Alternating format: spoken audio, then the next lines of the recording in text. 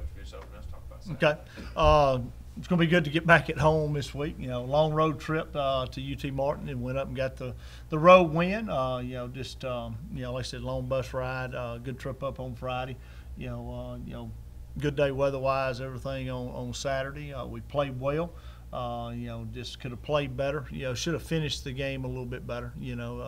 You got to expect, UT Martin had a good plan for us. They was coming off an open week. We knew they was going to have a good plan, offensively and defensively. And, early in the game, they moved the football. We was able to hold them field goals and kind of got the game into control. And, in the fourth quarter, we're up 28 points. You try to, start subbing out a little bit and get folks in the game. And, they got hot at the right time. I don't know if we've had – really 8 minutes, like that defensively over the last few years, where they scored 21 points in 8 minutes. But it's kind of untypical of how we play. But I take my hat off to Martin. Their quarterback had a great game. Like I said, they had a good plan and, did a good job there. So I feel like our guys, did what it had to do to win a tough OVC, road game. And, be 2-0 in the conference sitting here at this time. Feel really good about where we are. I think the open week next week is going to hit us at the right time. And we got a non-conference game this week with Mississippi Valley State, coming in, and just looking forward to playing in front of our home crowd again, and just open it up for questions at this time. Coach Cross, I know before the season you talked about, one of the many things you talked about was how important it was to have a lot of depth up front defensively, and especially on Saturday you really needed it. Is that kind of one of the reasons you had in mind when you were talking about really needing depth up front? There's no doubt. And I think that's all across your football team, and especially up front, both sides of the ball. You can't have enough of those big guys, that's for sure. And one position gets, has some injuries, and it all hits kind of one position. It takes your depth away, and you need depth everywhere, just like at running back, And I think Buster would tell you this is, when you have fresh legs throughout the game and you can play, 3 guys at a position, it's an advantage, and there's no doubt. And it's no different D-line wise. And, guys, we got a lot of guys banged up, but we've had some guys step up. But what's happened is you've had some guys that, were 15 to 25 snap a game guy that's having to play 50 and 60 snaps. You lose your depth there, and that kind of hurts you. So, that affects your pass rush, I think, in the second quarter and the fourth quarter as you go along. But like I said, I think from the depth issues where it hurts the most of all is one position's kind of been, hurt there. And hopefully we'll get some of these guys back over the next few weeks, so we'll go back into the, the latter part of our OVC race, that we'll get those guys back.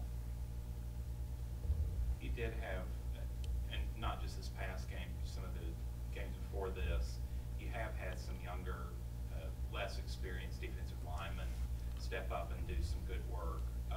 Could you talk a little bit about some guys and what they've done and having to play a little bit bigger role than maybe they were anticipated at first? No, they've done a great job. You got Joseph Roberts and E.J. Moss and Dalton Campbell, who played some for us last year as well. But you got those guys playing just a lot of snaps. Where you've lost that depth, having to play more than what they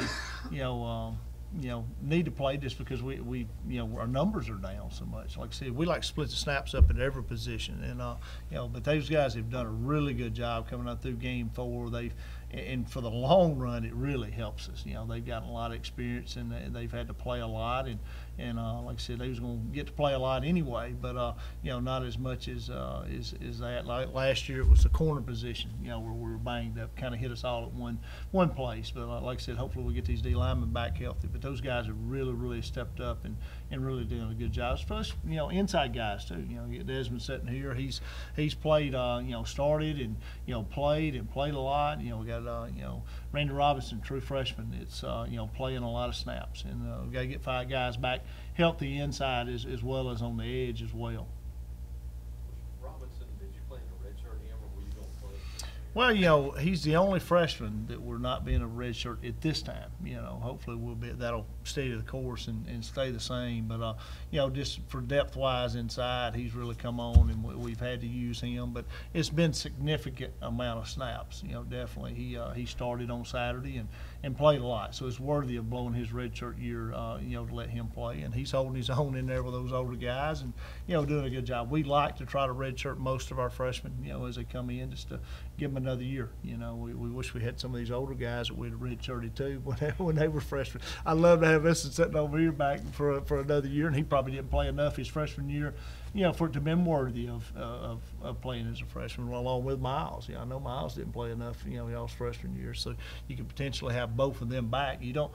It's hard for a player, I think, to look at that on the front end to look what it's going to look like 4 years from now, you know, because I think you go and ask most of these seniors, they would love to have, you know, another year back. You know, like I said, it's just I think it's an advantage for the player for sure.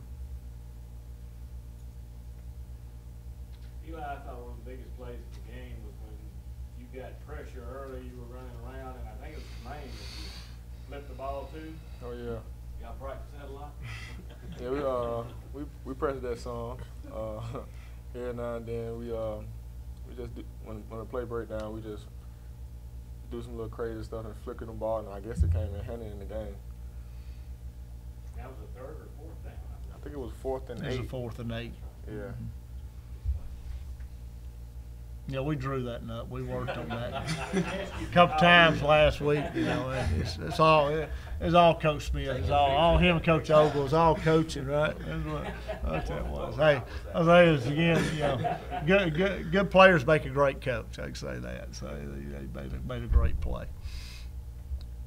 What about Mississippi Valley State? You know, good football team. They'll come in here. They'll be ready to play. It's kind of hard to tell. They've gotten down early in some games. You know, so it's kind of hard to tell kind of where they're at. You know, as a football team. But they'll come in here. I'm sure play hard, be ready to play, and look forward to playing in our environment. And like I said, non-conference game, and just glad to be that it's at home. You know, first non-conference game that we've had at our place. So just looking forward to seeing our fans show back up.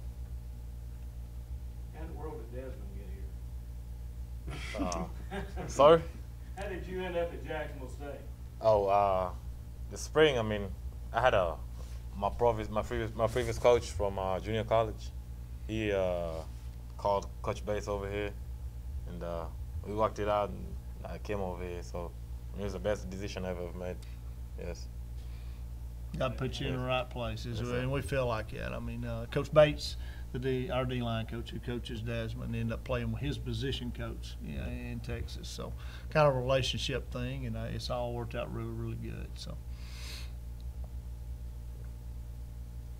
Desmond, could you talk a little bit about the competition at your position group, especially with so many guys being needed to play this year?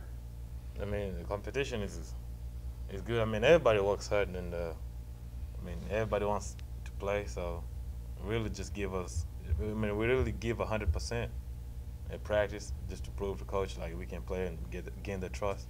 So it's been really a good competition going on. Yes.